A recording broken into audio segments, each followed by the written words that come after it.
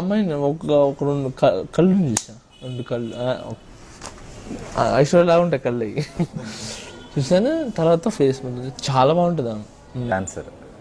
అది బాగుంది అని అప్పుడు కొంచెం కనెక్ట్ అయ్యి డైరెక్ట్ ఆమె దగ్గరికి వెళ్ళిపోయి, మీరు ఏం చేస్తాను, నేను డాన్సర్ ఇలా క్లాసికల్ ప్రోగ్రామ్స్ చేసుకుంటాను, ఇది నా దగ్గరికి డాన్సర్గా అదే అసిస్టెంట్గా చేస్తారా అని అంటే, లేదు నేను చేయను అని చెప్పి తను వదిలేసింది.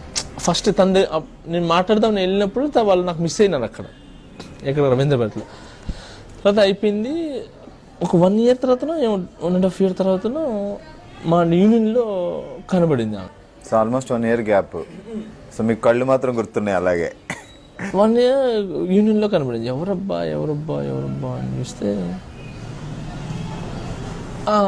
తను వెనకాల చూసాను. తను అరే ఇది బాగుంది, ఇది చేశాడు, ఆ రోజు చూసిన అమ్మాయి అని చెప్పి తనతో మాట్లాడదామని ట్రై చేశాను. అప్పుడు మిస్ అయిపోయి కనబడలేదు. తర్వాత ఇంకా నేను నా పని చేసుకున్నాను. తర్వాత రఘు మాస్టర్ దగ్గర ఎవరి దగ్గర అసిస్టెంట్గా చేయాలి, రఘు మాస్టర్ గణేష్ మాస్టర్ దగ్గర డాన్సర్గా చేశాను. ఏంటి మీరు డాన్సర్కి వచ్చారు అంటే, నాకు ఇంట్లో ప్రాబ్లమ్స్ ఉన్నాయి దానివల్ల వచ్చాను. వాళ్ళ ఇంట్లో ఏదో సంథింగ్ అది పర్సనల్ వాళ్ళే. సో దానివల్ల తను వచ్చింది అని అంటే, సరే నా దగ్గర చేస్తారు అసిస్టెంట్గా అంటే చేస్తాను అని. ఇంకా అప్పుడు తను అసిస్టెంట్గా తీసుకున్నప్పుడు ఇంకా అక్కడ ఆలోచన ఉంది బయట అడగడానికి. అసిస్టెంట్ తీసుకొని ఇంకా అక్కడ నుంచి తనతో పరిచయం పెంచుకొని ఈగ షూటింగ్ చేస్తున్నాం. 1 year ఈగ షూటింగ్. ఈ ఈగ షూటింగ్లోనే నాకు పరిచయం తను తీసుకున్నాను. ఇంకా అక్కడ నుంచి ఆ ఈగ ఆడియో ఫంక్షన్ అప్పటికి ప్రపోజ్ చేసి అప్పటికి అయిపోయింది. ప్రపోజింగ్ అయిపోయి ఆడియో ఫంక్షన్ అప్పటికి పీక్లో ఉన్నా. అంటే ఇంకా మేము ఇద్దరు డిసైడ్ అయిపోయినాం ఏంటంటే, నాకు ఎంబీబీఎస్ ఎవరైనా డాక్టర్ అయితే బాగా ఇష్టం.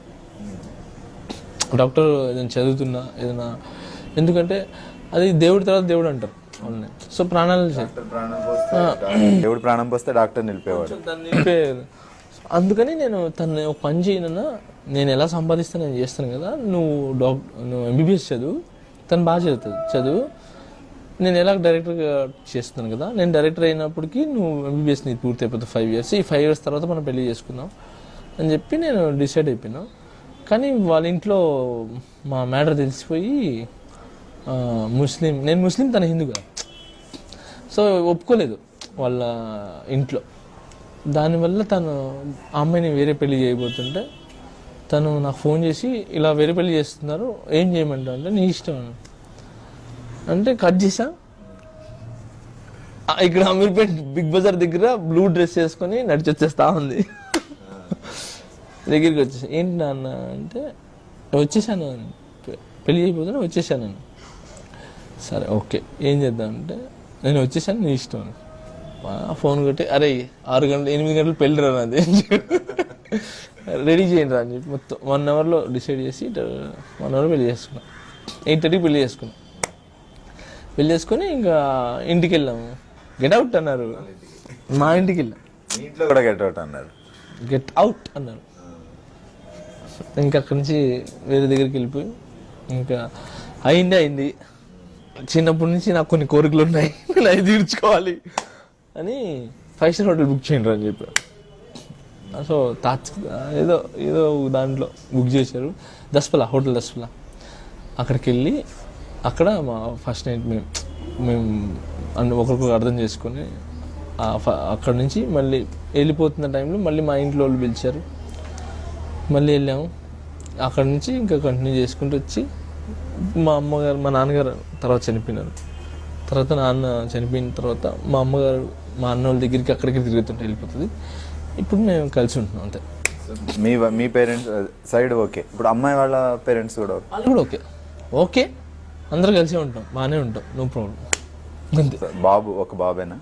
బాబు ఆడికి నా సిరాజ్ అని పెట్టే పేరు, ఎందుకంటే మా ఫ్రెండ్ నేను సూపర్ మాట్లాడుకున్నాం, అందుకే ఆడి పేరు సిరాజ్, షేక్ సిరాజ్ అని. మర్చిపోయి మీ దగ్గరే ఉన్నాడు మీ ఫ్రెండ్ ఇప్పుడు. అంతే, దాంతోనే నేను ఇప్పుడు ఆడుకుంటా.